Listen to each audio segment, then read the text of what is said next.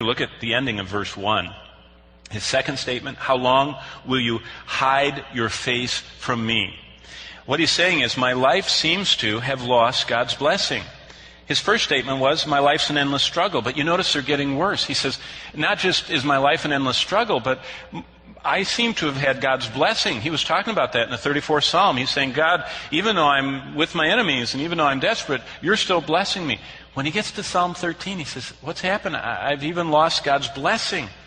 And what David saw was a lack of apparent blessings from God. Remember, sometimes we don't know God's there, but He's there. Sometimes we don't think He's blessing, but He is. We don't think He's watching over us, He is. That's where David has gotten. It's a lack of the apparent blessing. But remember, reality and perception both deeply influence our lives.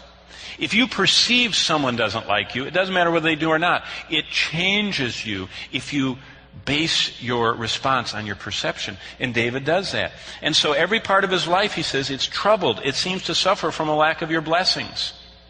Think about what that would feel like in our lives. Okay? Just sometimes we detach ourselves from the Bible.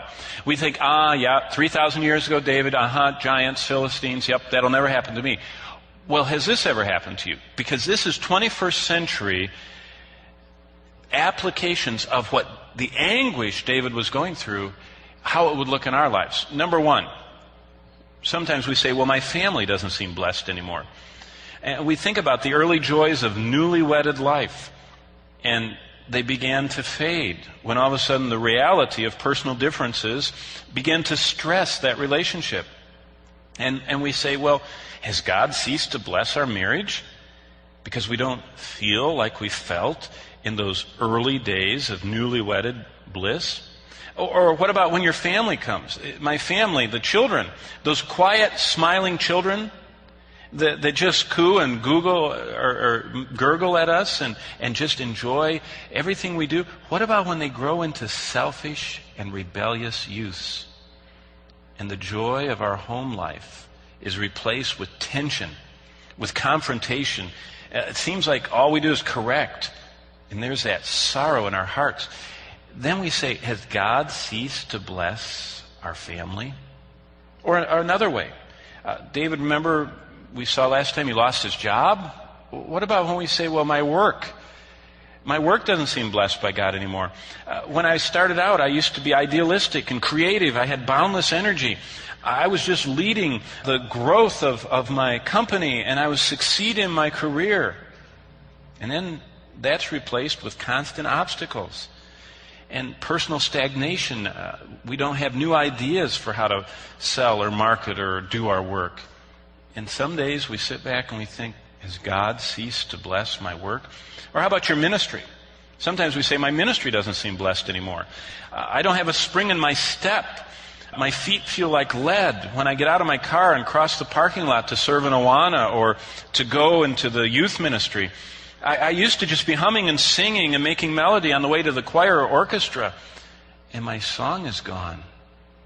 It's become a real burden to teach Sunday school. And I don't want to join in the flock discussion. My joy and sense of purpose are gone.